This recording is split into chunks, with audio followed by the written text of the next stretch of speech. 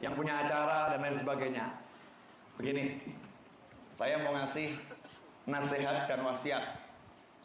Akhir zaman ini banyak orang yang tidak mau mengajarkan keluarganya untuk cinta keluarga Nabi.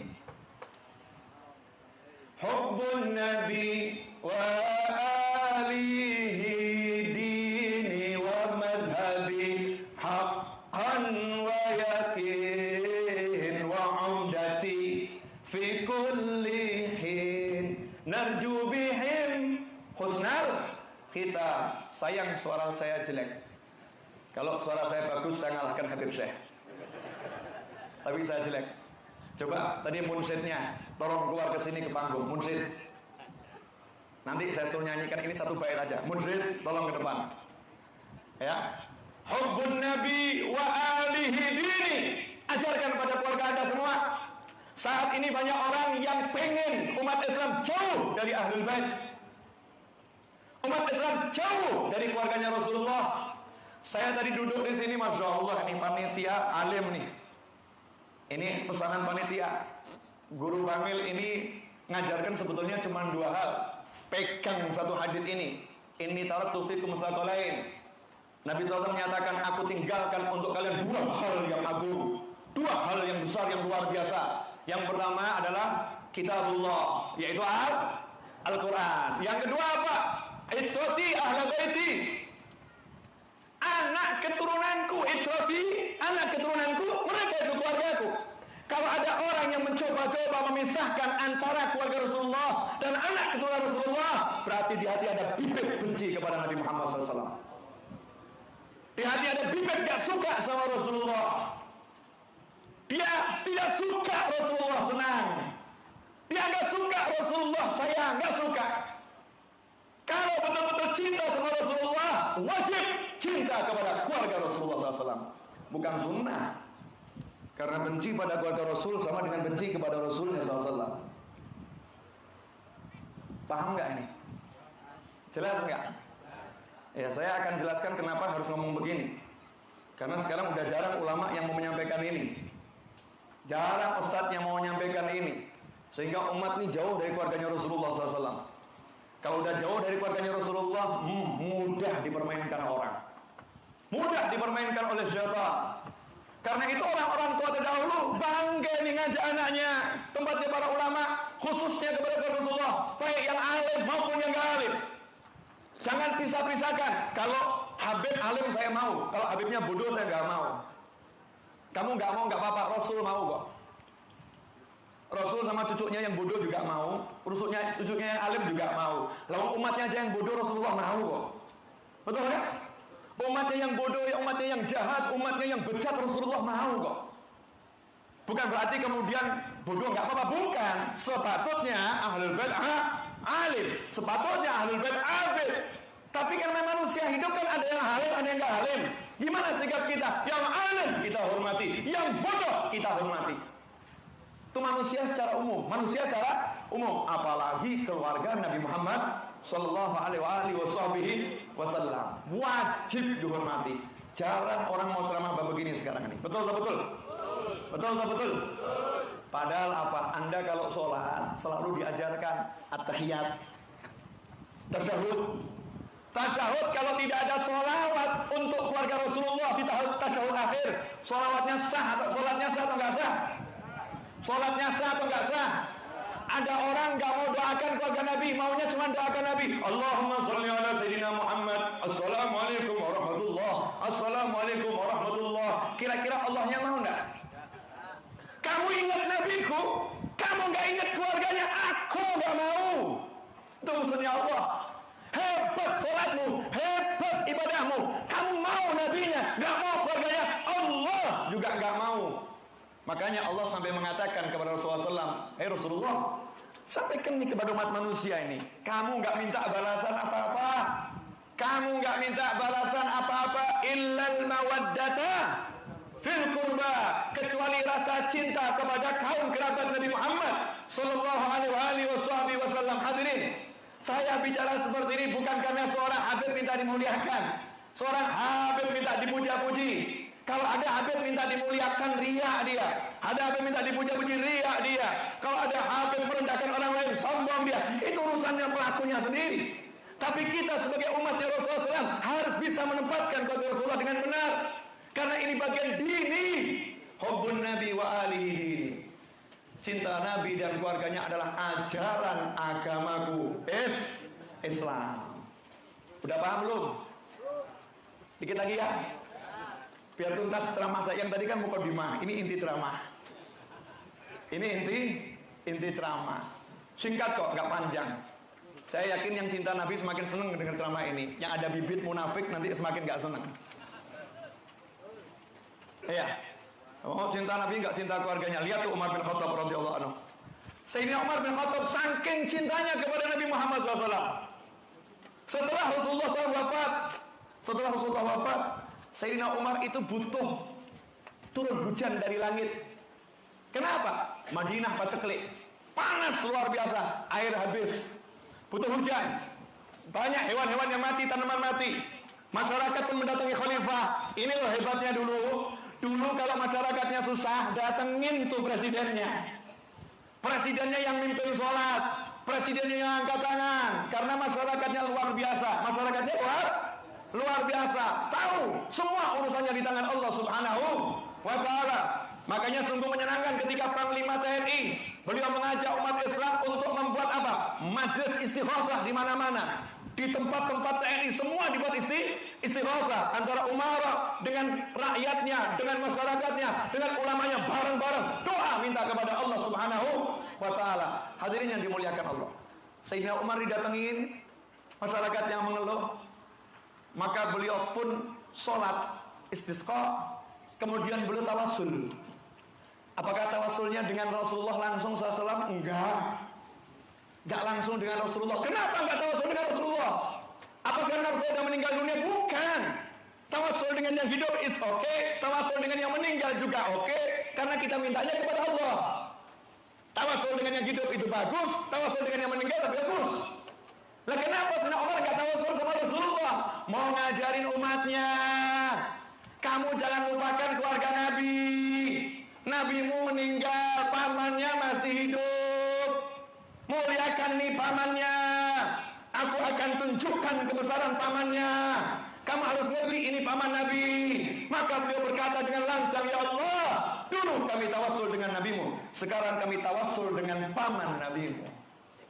Kami tawassul dengan paman nabimu. Lah begini, orang dulu diajarkan mencintai keluarga Nabi Muhammad sallallahu alaihi wasallam. Sayyidina Bilal radhiyallahu anhu ketika sekian lama enggak azan, begitu lihat dua cucu Nabi, Sayyidina Hasan dan Husain radhiyallahu anhuma, maka beliau menghampirinya, menciuminya, memeluknya dan berkata, dulu kakekmu memeluk dan mencium kalian, maka izinkan aku juga memeluk dan mencium kalian. Beginilah para sahabat radhiyallahu taala anhum. Hadirin yang dimuliakan Allah. Bahkan Rasul pun memberikan pesan yang tegas loh. Selain hadis yang tadi, Rasul beri pesan yang tegas meskipun hadisnya dhaif. Tapi ada hadis lain yang sahih. Rasul menyatakan, didiklah anak-anak kalian untuk 3 hal. Salasa khisal. Ada dengan sirah alimu, ada dengan sirah adibu. Didiklah anak-anak kalian untuk betul-betul mengamalkan 3. Yang pertama adalah hubbun nabiyikum, cinta kepada Nabi kalian Muhammad sallallahu alaihi wasallam. Jadi sekolah pertama sekolah cinta Nabi, bukan matematika, bukan fisika, bukan bahasa Inggris, bukan ilmu ekonomi. Dunia ini rusak karena ilmu ekonomi. Ilmu ekonomi itu pelajaran pertama, prinsip ekonomi berkorban sekecil-kecilnya untuk mendapatkan hasil yang sebesar-besarnya. Berarti orang ekonomi itu orang yang pelit karena tidak mau berkorban. Karena korbannya cuma kecil, minta hasil yang besar. Maka jangan kaget, Indonesia tidak sedikit koruptor. Enggak sedikit koruptor, enggak banyak, tapi enggak sedikit koruptor di bangsa kita. Kenapa? Karena pandai ilmu ekonomi. Korbannya dikit deh, nanti kita akan ambil yang besar untuk mendapatkan hasil yang sebesar-besarnya. Sekolahnya cinta Nabi, dan itu yang diajarkan sahabat. Rasulullah belum hijrah ke Madinah, sahabat di Madinah udah ngajarin anak-anaknya. Rasulullah tuh begini, Rasulullah begini, Rasulullah begini. Sehingga seluruh orang Madinah itu rindu sama Rasulullah SAW. Pengen ketemu, pengen lihat seperti apa. Makanya begitu Rasulullah hijrah ke Madinah, tidak ada yang tidak keluar dari rumah. Yang kafir maupun yang tidak kafir, yang muslim maupun yang non-muslim, semuanya keluar. Yang non-muslim penasaran. Nabinya orang Islam tuh kelihatannya bagus ya. Orangnya katanya ganteng ya, orang yang menyenangkan ya, senyumnya teduh, seperti apa toh? Minimal yang muslim tertarik sekarang gantengnya Rasulullah. Tapi kita ini sendiri nggak ngerti Rasulullah wujudnya seperti apa, dahi Rasul seperti apa, bibir Rasul seperti apa, kulit Rasul seperti apa. Di maulid dibaca, maknanya nggak dipelajari. Keluar nih orang-orang meninggalkan rumahnya sampai buat syair, Tala'al badru alaina min thaniyatil wada. Yang syair yang luar biasa. Didik anak-anak dulu cinta Nabi. Yang kedua apa? Cinta keluarga Nabi kalian. Didik anak-anak kalian cinta keluarga Nabi. Ini perintahnya Rasulullah, bukan yang lain. Kemudian yang ketiga baru apa? Qiraatil Quran. Didik anak-anak kalian baca Al-Quran terakhir. Karena kalau dia pandai baca Al-Quran, gak punya cinta Allah, gak punya cinta Rasulullah, gak punya dzauq, gak punya cita rasa, sehingga dia pakai Al-Quran dengan cara-cara sesuai kepalanya sendiri, hatinya sendiri, tidak sesuai dengan apa yang dimaksud baginda Muhammad sallallahu alaihi wasallam. Jelas semuanya? Nah, jadi pesan saya mulai hari ini ya, ajarin tuh anak-anaknya cinta keluarga Nabi. Muncul pertanyaan biasa dari oknum-oknum yang gak suka. Kalau Anda nyampaikan begini, ada yang kemudian berkata, lah kalau Habibnya nggak benar gimana? Nah kalau Habibnya nggak benar gimana? Habibnya nggak baik, akidahnya sesat, ya, atau perilakunya nggak benar, terus sikap kita bagaimana?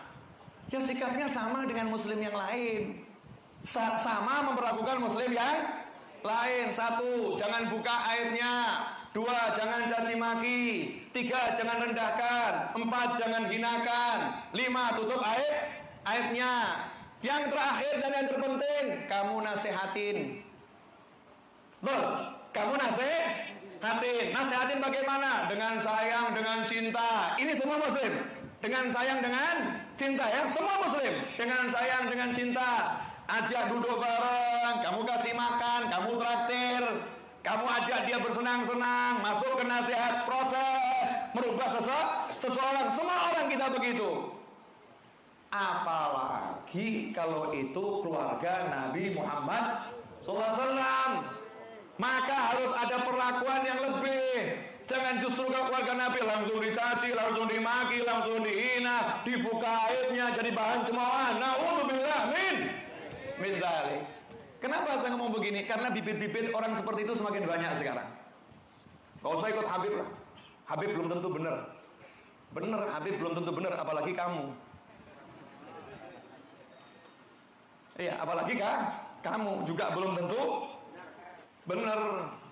Jadi jangan terbawa oleh golongan-golongan begitu atau orang-orang, entah siapapun orangnya, statusnya apapun, namanya siapapun, kelompoknya apapun, jabatannya apapun. Kalau mengajak Anda memilah-milah anak cucu Nabi, jauhi dia. Karena itu nggak mengajari cinta. Yang namanya cinta itu mencintai tanpa pandang bulu. Contoh, Bapak punya anak 4. Saya cinta sama anak Bapak yang 3, yang 1 saya nggak suka. Yang 1 saya caci, yang 1 saya maki, yang 1 saya tendangin. Terus saya bilang sama Bapak, saya suka sama Bapak loh. Kira-kira Bapak senang atau protes? Protes kan? Oh, Anda nggak cinta sama saya. Kalau cinta sama saya, ya cinta anak saya. Oh, saya cinta anak Bapak. 3. Ya cuma 3, yang 1 enggak. Oh, saya nggak bisa. Ya udah, sama saya juga nggak bisa. Kamu mau cinta sama saya, dapat cinta saya, harus cintai semuanya. Harus cintai semuanya. Tapi anak Bapak nakal, urusan saya. Urusan saya. Mau nasehatin, terima kasih. Kamu nasehatin, kamu sayangin. Tapi kalau kamu caci maki, kamu hina, saya juga nggak terima. Saya juga nggak terima. Kenapa umat harus diajak cinta keluarga Nabi? Karena Rasul menyatakan ahlu baiti. Nih, kuncinya di sini. Karena keluargaku, turunanku amanun li ahlil ard, atau kama qala sallallahu. Mereka lah yang menyebabkan yang di bumi ini selamat. Mereka yang menyebabkan selamat. Makanya kalau ini diganggu, pun terganggu. Udah bahaya nih kalau diganggu, langit terganggu, geter nih. Gak akan berkah hidupnya, gak akan berkah ilmunya. Seorang ulama ilmunya tsunami, gak cinta pada Ahlul Bait, hapus ilmunya dari barokah. La barakata fi ilmi, gak ada berkahnya. Makanya kalau kita lihat Guru Sarwani Abdan mengajarkan keluarganya, muridnya, pasti mencintai keluarga Nabi Muhammad SAW. Mengajarkan untuk menghormati, mengajarkan untuk memuliakan. Hasilnya ini barokah. Barokah yang luar biasa. Saya nanya berapa bungkus? Ini nasi yang dibuat berapa bungkus? Cuman 20.000 bungkus. Saya rasa orang kaya pun gak mampu ya buat acara begini, nyiapkan 20.000 bungkus, belum lagi panitianya dan lain sebagainya. Padahal ini bukan pengusaha, gak ada manajemen khusus. Ya, gak ada manajemen khusus, gak ada, jalan sendiri-sendiri. Kok bisa? Kenapa? Barokah. Ada barokah. Gubernur baru jabat 9 bulan ya. Sama Allah dipaksa datang nih ke Bangil kalau pengen dapat terus kamu. Kalau nanti ke depan nggak dipilih lagi, jangan salahkan kalau nggak ke Bangil. Kan gitu. Kenapa gitu? Sampai ditundukkan. Kalau pengen dipilih orang Kalimantan, wajib kamu ke Bangil. Maka saya belum pernah dengar gubernur Kalimantan nggak ke Bangil ya. Kalsel ya. Gubernur Kalsel dia akan ke Bangil. Kenapa ke Bangil? Kenapa? Ada barokah di Bangil. Guru saya ini jauh-jauh di Kalimantan banyak guru. Belajar juga di Bangil. Pulang, ngambil nur dari sini bawa ke sana. Subhanallah, jadi anwar. Jadi nur yang luar biasa, ada barokah. Dan ajarannya apa? Ajarannya adalah cinta kepada keluarga Nabi Muhammad sallallahu alaihi wasallam. Nah, berarti kalau sampai ada orang ngajarin kita nggak mencintai Habib sama milah-milah Habib, tanda tanya. Nah, tapi ada Habib suka minta uang. Loh, kita harus fair. Saya mau jelaskan tuntas bab ini ya. Ada Habib suka minta uang. Cuma minta uang aja kok repot. Kata Gus Dur gitu aja kok repot. Kan begitu ya. Kamu punya kasih, nggak punya nggak usah dikasih. Sedekah kepada semua orang, kan begitu. Kalau dijadikan pekerjaannya, nah kalau dijadikan pekerjaannya nggak bagus, gitu kan ya. Kalau kamu nggak mau kasih, ya tolak dengan baik. Habib, maaf, saya lagi nggak punya uang untuk kamu. Paham ya? Untuk kamunya disembunyikan aja. Habib, maaf, saya lagi nggak punya uang untuk kamu. Ya makan, Habib, kasih makan. Terima dengan baik. Siapa penolong kan begitu ya. Nah kalau ternyata ya, tapi saya kok belum pernah ketemu Habib minta uang ya. Makanya jangan percaya kalau ada orang ngaku Habib kos keliling minta uang. Jangan dipercaya dulu. Tampang Arab belum tentu Habib. Tampang Arab belum tentu Habib. Banyak juga yang tampang Jawa, tampang Banjar ternyata Habib. Makanya ukurannya bukan tampang. Cek dulu nasabnya di Robitoh Alawiyah. Ada enggak nasabnya? Makanya kalau ada orang bilang tuh Habib suka minta uang. Ini orang ini perlu ditanyakan ini. Nyebar fitnah ini. Ya, nyebar fitnah. Ini pencemaran nama baik ini. Nama baik keluarganya Nabi Muhammad SAW. Berhadapannya sama Rasulullah. Ngeri kan? Berhadapannya sama Rasulullah. Bukan sama undang-undang negara. Kebanyakan proses. Udah tersangka juga gak akan ditangkap-tangkap. Loh iya, emang hukumnya begitu kan ya? Emang hukum dunia begini. Kapolri udah benar, tetapkan tersangka, tunggu proses, ya udah ikutin kan begitu ya. Dunia. Tapi kalau urusan sama Nabi kan enak akhirat ya. Urusannya sama Nabi bukan urusan dunia, ribet urusan dunia. Kita mau ajukan pencemaran nama baik, kelamaan, biaya mahal, ya kan ya? Biaya mahal, kelamaan, udahlah biar Nabi yang ngurusin ini. Saya akan buktikan penutup nanti closingnya dengarkan dengan baik. Nanti ya closingnya dengarkan dengan baik. Ini ada Habib, ya, tapi dia suka minta uang. Kalau benar Habib suka minta uang, ya, nasihatin dengan baik, Bib, iya. Daripada Habib keliling terus kan capek, Bib. Habib ikut kerja sama saya aja. Habib ikut sama saya. 1 bulan saya gaji 5 miliar. Misal begitu, gitu loh ya. Ya, selesai. Dia nggak akan kemana gitu. Jangan dicaci, jangan dicemooh, jangan dimaki. Nggak selesai masalah. Dan anehnya, itu kan yang diminta dari kita kan cuma dunia kok. Yang diminta apa? Dunia. Dan kalau kita ambil, dunia kita diambil oleh siapapun, entah Habib atau bukan Habib, ngambil dunia kita, asal kita ikhlas, Allah yang ganti pahala yang berlipat. Makanya benar kata Gus Dur, gitu aja kok repot. Ya, untuk kitanya loh ya. Tapi sebagai pendidikan yang bersangkutan harus diarahkan. Yang bersangkutan diarahkan.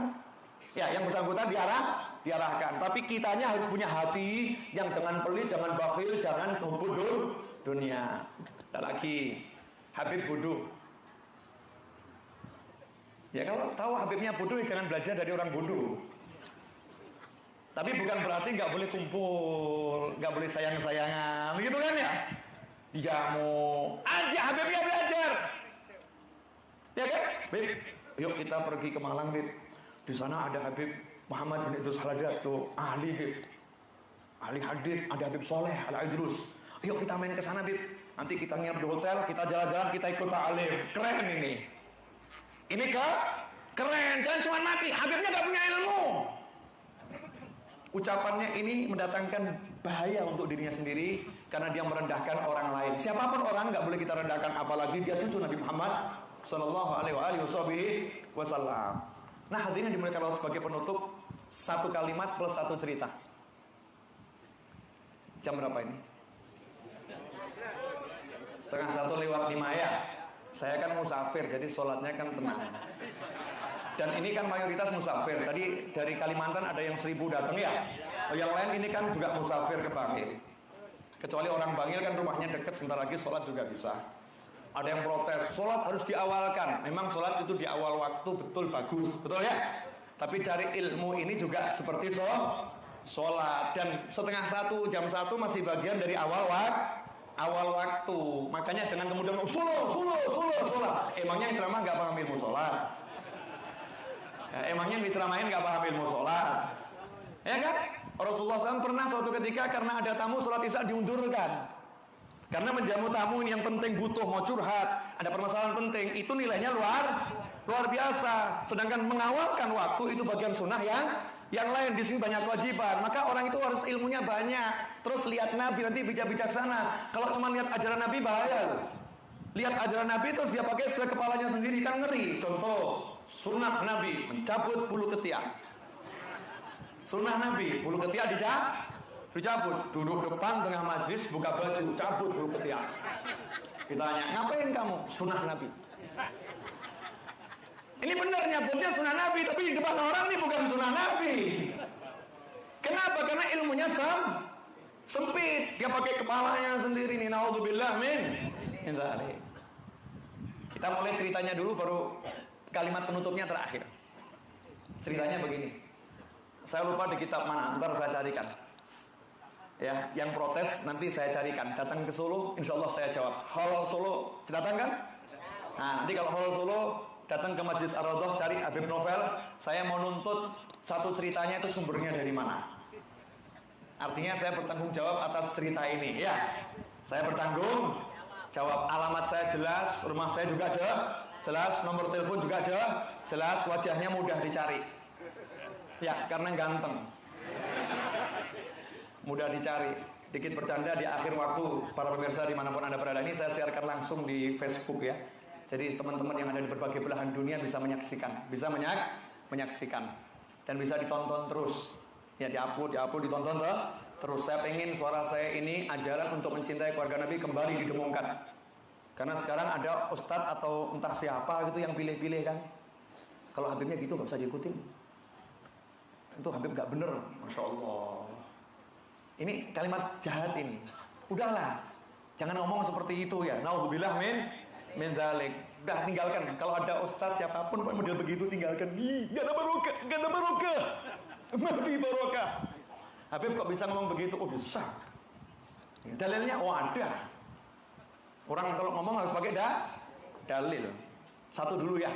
Karena kalau banyak-banyak saya dimarahin sama pemerintah. Kenapa dimarahin pemerintah? Karena nanti ini kalau lama-kelamaan macetnya kelamaan gitu kan ya.